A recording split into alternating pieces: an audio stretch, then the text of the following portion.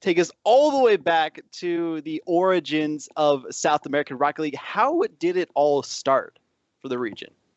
So this crazy guy called Pavonator, he had this idea of doing tournaments. He started in Mexico. He's Mexican, Yeah. and the funny thing is, if you put Latin American tournament or something, the Brazilians will get there. Like they're looking for those. They don't care if it's an NA or whatever. No, we're gonna get there. So he saw that the best players were actually from South America, and they had a lot of players over there. So decided, okay, let's Mexico. They can play in NA tournaments, but South America doesn't have anything. Let's give them a chance.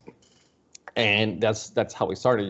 They switch focus to South America. We're gonna start doing tournaments over there. I was doing my own tournaments in Puerto Rico, and then I put a video out there, like, hey, I'm casting. Do you guys need a caster? And Pavonator saw it. He called me. Hey, we want you over there. Let's go. And that's basically how we, me and him have been working together. I think he had like a month doing tournaments, and that's when I got in. So I've been there since probably the beginning. And El General, he was playing, but he decided he wanted to join forces, and he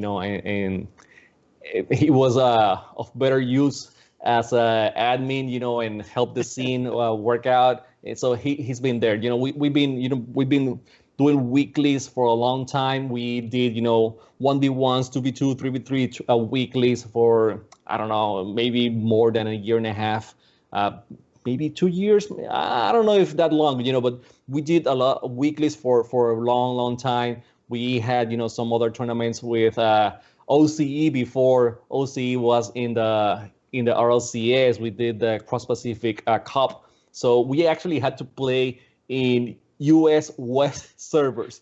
So that's like 190 something ping for both. Yep. I think OCE had a slightly worse ping than South America, but it was a thing that we had to do just to show people that these two scenes had talent. So we put the prize pool in there. We got casters from each region, and we did the tournament. It was a 2-day tournament. So 2-day tournament after we had the qualifying teams, and that was a great action. Sadly, OC got into RLCS before us, so we didn't do any no more.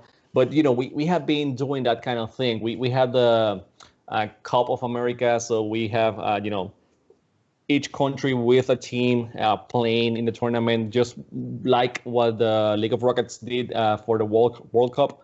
We did it a few months earlier than that, but we have been doing everything we can to just keep the scene keep together, the scene alive, keep it breathing. Yeah. Mm-hmm.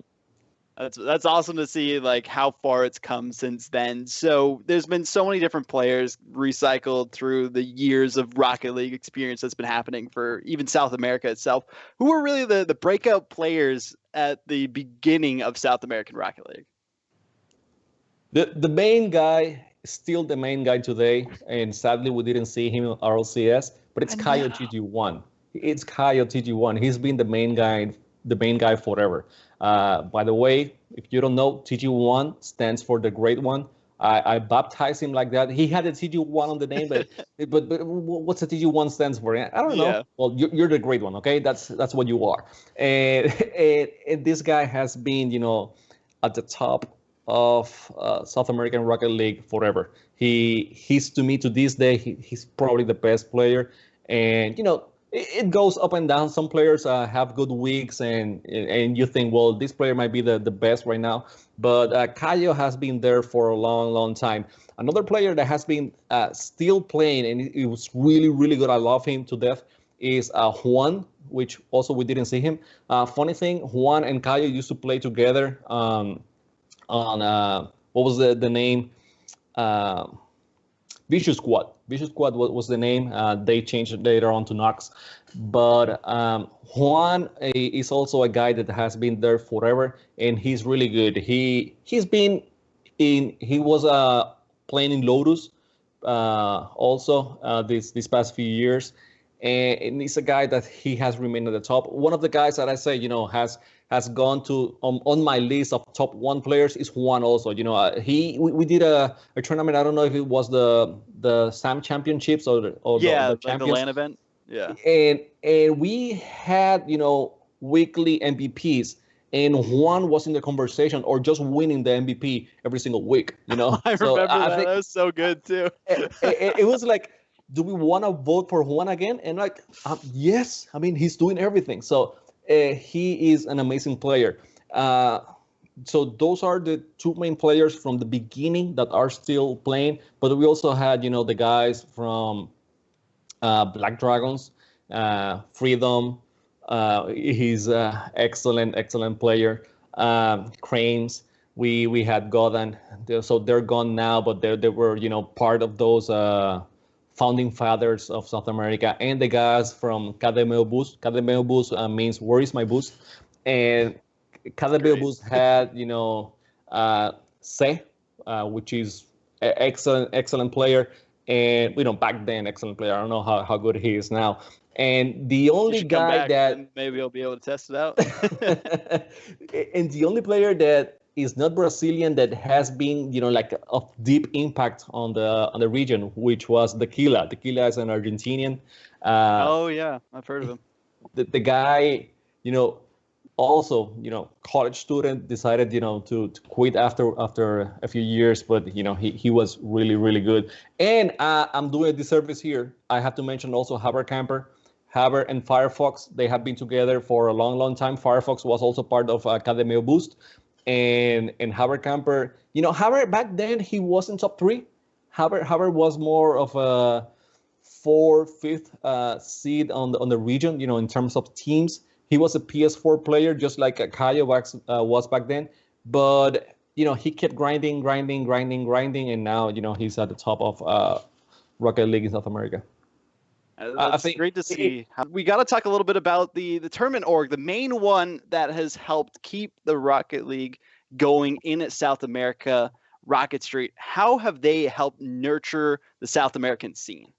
I think I talk about that a little bit, when we're talking about the history, but it's all about keeping players engaged. I think that's the main thing. We make sure that, we had some content for them, and that, we kept the hopes alive that, I think we were the only organization that was talking consistently to Psyonix, trying to get them interested in the region. We had good graphics. Also, that's one of the things that people see Rocket Street and they always mention, graphics, wow, those graphics. So nice. Where do you get them? Who's doing that? You must have a team of 15 people working on that. It's only one guy. It's only one guy that does everything.